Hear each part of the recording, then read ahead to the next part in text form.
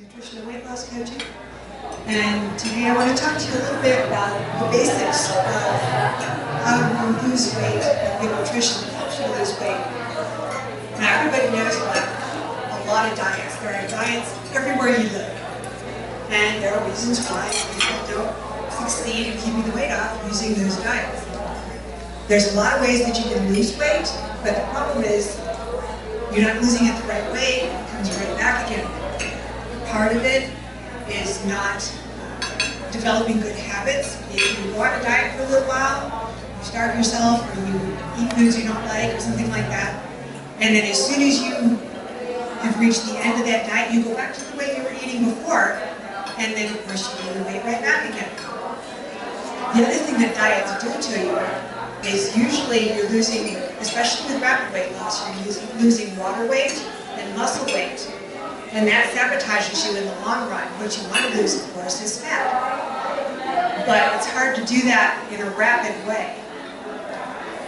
So some of the types of diets that are out there, there's ones that have high protein and low carbohydrates, which can be helpful in some ways because protein actually helps make you feel more full, so that can help you to eat a little bit less of the stuff you're not supposed to be eating. Also, the other thing that protein does for you is that it takes more energy to digest the protein than it does to digest carbohydrates and fat. So you're actually burning more of the calories that you're taking in as you take them in. However, the high protein, low carb diets, because fruits and vegetables are forms of carbohydrate typically, a lot of times you don't have all the fruits and vegetables that you really should have to get the nutrients that you need. And it's not really a sustainable kind of a diet.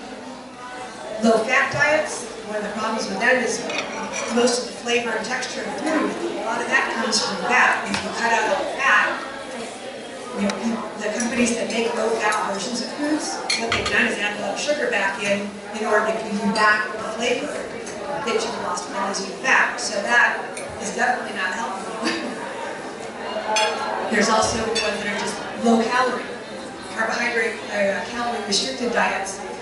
Calories are not really your enemy. You need the calories to provide the fuel that your body burns for energy and normal activities, and you have to burn energy to lose weight. So by restricting your calories, what you're doing is going into a state of controlled starvation, which in the long run, it makes your body turn into conservation mode.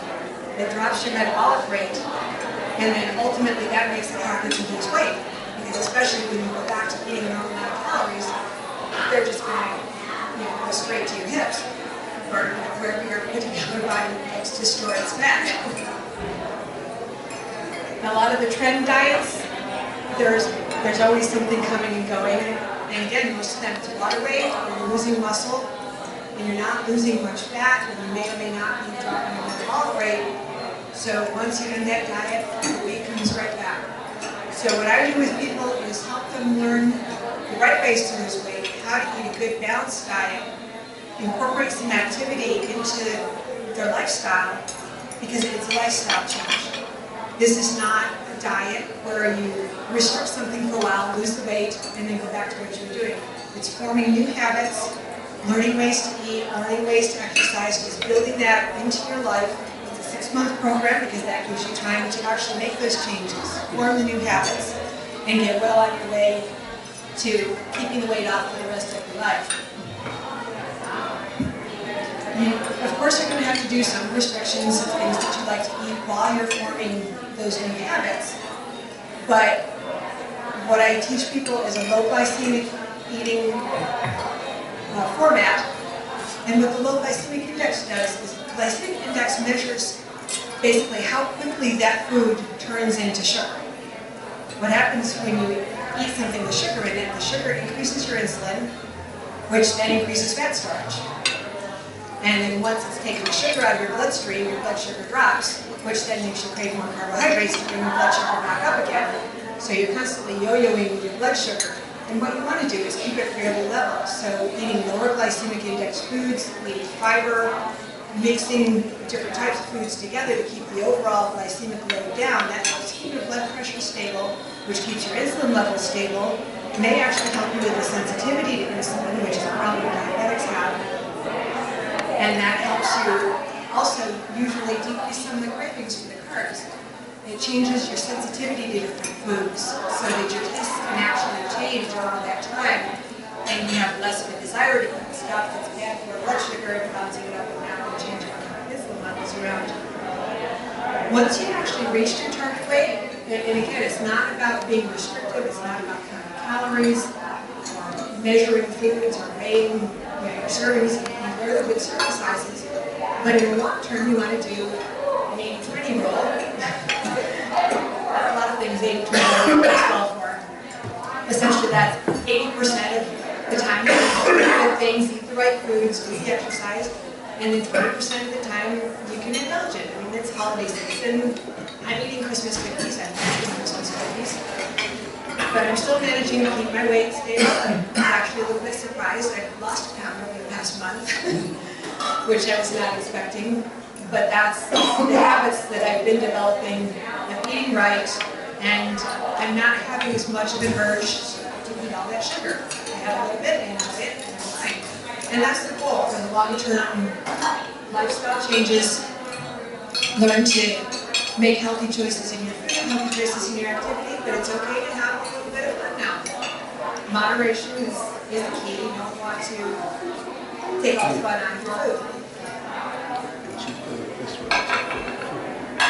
There are several advantages to low glycemic eating. I mentioned that it can help increase your insulin sensitivity. It supports maintaining normal blood glucose level, also normal cholesterol level, because you're eating good fats, healthy amounts of them. It can help decrease your carbohydrate cravings, decrease hunger, so that you feel fuller longer. It helps to support a healthy heart. It can decrease energy crashes. Some of you may have noticed, a lot of times carbs are boost you. You eat a lot of carbs, your energy just crashes a little while later. That's your blood sugar going down in reaction afterwards. It can give you more energy and more endurance. So there's a lot of benefits to having a good, healthy, balanced diet, something that involves real food, not just buying the prepared food that may or may not be all good ingredients, so that it's something that you can do for the rest of your life.